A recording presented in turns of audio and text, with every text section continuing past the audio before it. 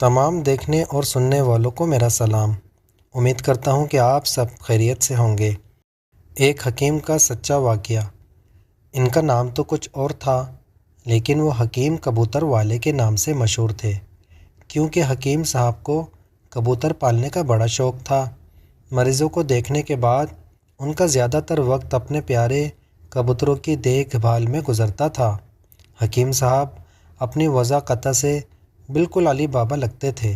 بدن پر ڈھیلا ڈھالا سا کھدر کا کرتا، شلوار نما پاجامہ یا پاجامہ نما شلوار، اور پیروں میں پرانی وضع کی سلیم شاہی جوتیاں۔ ان کا بدن چھریرا تھا، چہرہ پتلا اور خوبصورت سی سفید چھدری داڑھی، رنگ گورا، آنکھیں چمکدار، آواز کڑکدار، بار بار گول کمانی والے چشمے کو ناک کے اوپر سرکاتے جو نیچے سرک آتا تھا۔ حکیم صاحب نے اپنے پرانے زمانے کے کچے پکے سے مکان میں باہر کی بیٹھک کو مطب خانہ بنا لیا تھا۔ اندر والے حصے کے آنگن میں کبوتروں کے کابک تھے اور دلان میں حکیم صاحب کی چارپائی۔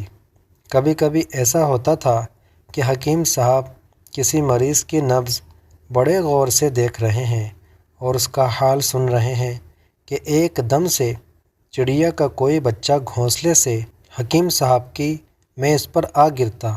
بات یہ تھی کہ بیٹھک کچی تھی، اس کی چھت میں چڑیوں نے گھونسلے بنا رکھے تھے۔ حکیم صاحب جیو اور جینے دو کے قائل تھے، انہیں کبھی ان چڑیوں سے شکایت نہیں ہوئی، اور شاید چڑیوں کو بھی حکیم صاحب سے کوئی شکایت نہ تھی، ورنہ ان کے مطب میں اپنے گھونسلے کیوں بناتی؟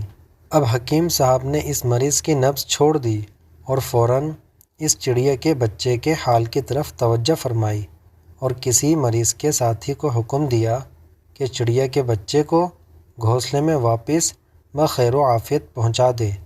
حکیم صاحب کے حکم کی فوراً تعمیل کی جاتی اور بڑے اہتمام کے ساتھ چڑیا کے بچے کو واپس گھونسلے میں پہنچا دیا جاتا۔ لیکن کبھی کبھی ایسا بھی ہوتا کہ بچہ کسی دوسری چڑیا کے گھونسلے میں پہنچ جاتا۔ خیر، حکیم صاحب کے ہاتھ میں اللہ نے بڑی شفا دے رکھی تھی۔ نزدیک اور دور سے بہت مریض آتے تھے۔ حکیم صاحب ہر مریض کو، چاہے وہ امیر ہو یا غریب، اس کی باری آنے پر بہت توجہ سے دیکھتے اور بڑے صبر کے ساتھ اس کا حال سنتے۔ ان کا نسخہ بہت سستا ہوتا تھا، اکثر دوائیاں تو وہ اپنے دواخانے ہی سے دے دیتے تھے۔ حکیم صاحب کی ایک خصوصیت اور بھی تھی، وہ یہ کہ کسی مریض کو گھر پر دیکھنے نہیں جاتے تھے۔ شاید ان کا خیال یہ تھا کہ ایسا کرنے سے ان کے مطب میں آئے ہوئے مریضوں کی حق تلفی ہوتی ہے۔ حکیم صاحب اکیلے تھے، ان کے بیوی بچے نہیں تھے، بس وہ تھے، ان کے کبوتر اور ایک ان کا ہی ہم عمر نوکر جو ان کے ساتھ رہتا تھا۔ اس کا نام مالک تھا۔ وہ ان کا بیک وقت میں باورچی، کمپاؤنڈر اور دوست سب کچھ تھا، اور حکیم صاحب سے اس طرح بات کرتا تھا جیسے حکیم صاحب اس کے مالک نہیں بلکہ وہ حکیم صاحب کا مالک ہے۔ وہ حکیم صاحب سے اچھے کپڑے پہنتا تھا اور دیکھنے میں اصل مالک وہی لگتا تھا۔ کچھ بھی ہو، وہ ان کا پرانا نوکر تھا اور بہت وفادار۔ حکیم صاحب ہمیشہ اسے میاں مالک کہہ کر پکارتے تھے۔ کہتے ہیں کہ حکیم صاحب کے ساتھ ایک حادثہ پیش آیا تھا۔ یہ ان کی جوانی کا قصہ ہے۔ ایک بار بہت بارش ہوئی، ان کا کچا مکان طوفانی بارش میں بیٹھ گیا۔ ان کی بیوی اور اکلوتا بیٹا اس میں دب کر فوت ہو گئے۔ اس کے بعد حکیم صاحب نے گوشہ نشیں اختیار کر لی تھی۔ پھر کچھ عرصے کے بعد دوبارہ مطب قائم کیا۔ اب وہ دنیا میں رہ کر بھی دنیا والوں سے الگ تھے، مگر خدمت خلق کرتے تھے۔ صبح سے دوپہر تک مریضوں کی آمد و رفت رہتی۔ حکیم صاحب کا مطب اسی انداز سے چل رہا تھا۔ آمدنی کافی تھی، لیکن حکیم صاحب کے رہن سہن اور زندگی کے انداز میں کوئی فرق نہیں آیا تھا۔ حکیم صاحب کا کوئی رشتہ دار بھی نہیں تھا۔ وہ کسی کے ہاں شادی بیاہ کے موقع پر بھی جاتے نہیں دیکھے گئے تھے، محلے والوں کو یہ خیال تھا کہ حکیم صاحب نہایت کنجوس قسم کے انسان ہیں، ان کے گھر میں بہت دولت ہے، وہ اس کی رکھوالی کرتے ہیں اور کسی کو اپنے گھر میں نہیں آنے دیتے۔ حکیم صاحب ہفتے میں ایک دن یعنی جمعے کو مطلب کی چھٹی رکھتے تھے اور باہر نکلتے تھے۔ کہاں جاتے تھے یہ کسی کو بھی معلوم نہیں تھا۔ حکیم صاحب کی عمر 70 سال ہو چکی تھی، کبھی کبھی بیمار بھی پڑ جاتے تھے۔ ایک دن صبح مریضوں کو دیکھنے باہر نکلے تو بولے، بھائیو، اب ایسا لگتا ہے کہ میں آپ لوگوں کی بہت دن تک خدمت نہیں کر سکوں گا۔ اب مجھ پر کوئی دوا اثر نہیں کر رہی ہے۔ جب انسان نکارہ ہو جائے تو اسے دنیا چھوڑ دینی چاہیے۔ لوگوں نے کہا، ارے حکیم صاحب، اللہ آپ کو 100 سال تک زندہ سلامت رکھے، ہم غریبوں کے آپ مسیحا ہیں۔ ارے میاں، اب تو مسیحا خود بیمار ہے۔ اس دن جیسے تیسے کر کے مریضوں کو نمٹایا۔ دوپہر ہو چکی تھی، گھر کے اندر گئے، مالک نے چائے بنا کر دی، آنکھ لگ گئی۔ جب آنکھ کھلی تو شام ہونے کو تھی۔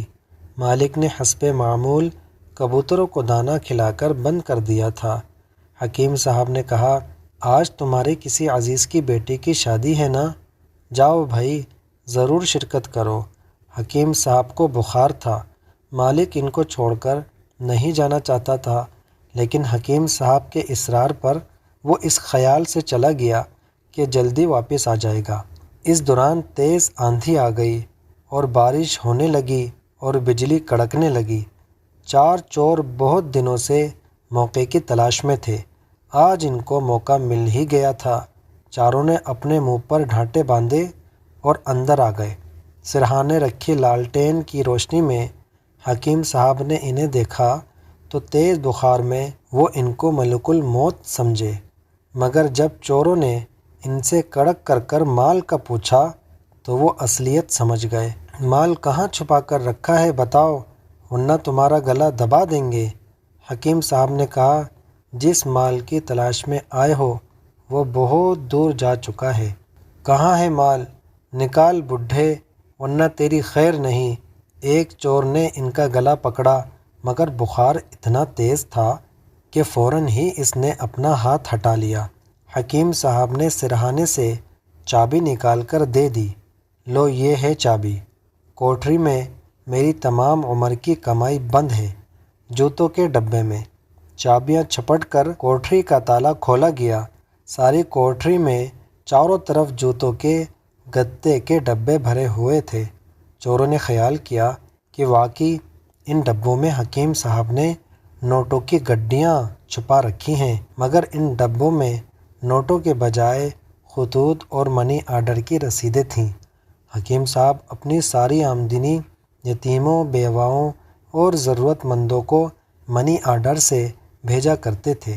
ان کا زیادہ تر وقت مطب کے بعد اسی کام میں گزرتا تھا۔ وہ یہ کام بہت رازداری اور خاموشی سے برسوں سے انجام دے رہے تھے۔ ایک چور نے غصے میں ان کی گردن پکڑ کر کہا، سچ سچ بتاؤ، تم نے اپنی دولت کہاں چھپا رکھی ہے؟ ارے بے وقوفو، عقل کے اندھو، میں جھوٹ نہیں کہتا، میری عمر بھر کی ساری دولت یہی ہے۔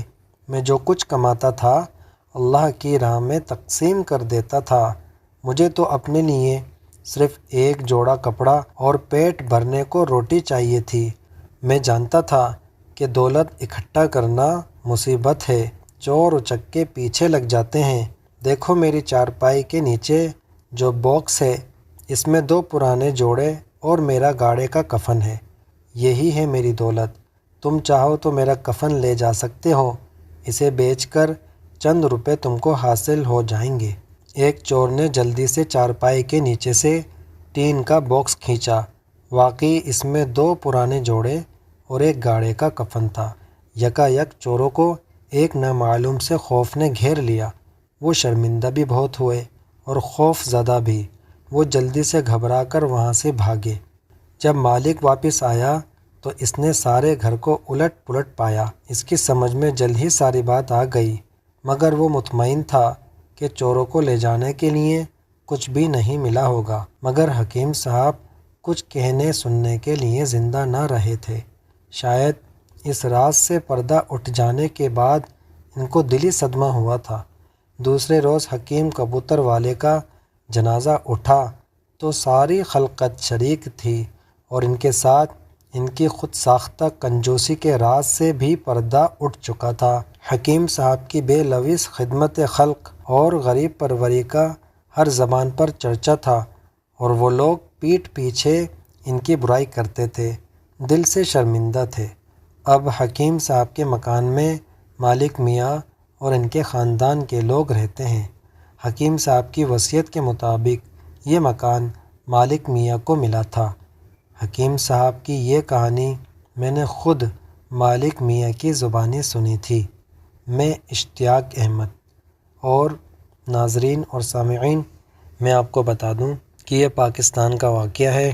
نہ مالک میاں اب دنیا میں ہے، نہ مالک میاں سے یہ قصہ کہانی سن کر اشتیاق احمد صاحب نے جو لکھی تھی، وہ اشتیاق صاحب بھی اب دنیا میں نہیں ہیں۔